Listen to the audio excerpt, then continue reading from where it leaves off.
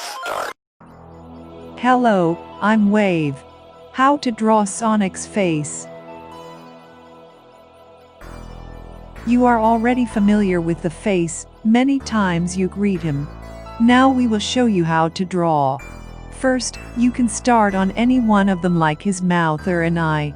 Let's suppose one with the shape of kidney bean is drawn, then we draw a nose and a mouth, but it appears in the sideways. Second step, the butterfly-shaped part is to draw an eye. You must put eyeballs to give him a sight. Third step, draw this entire part of a hedgehog head and its ears to be drawn.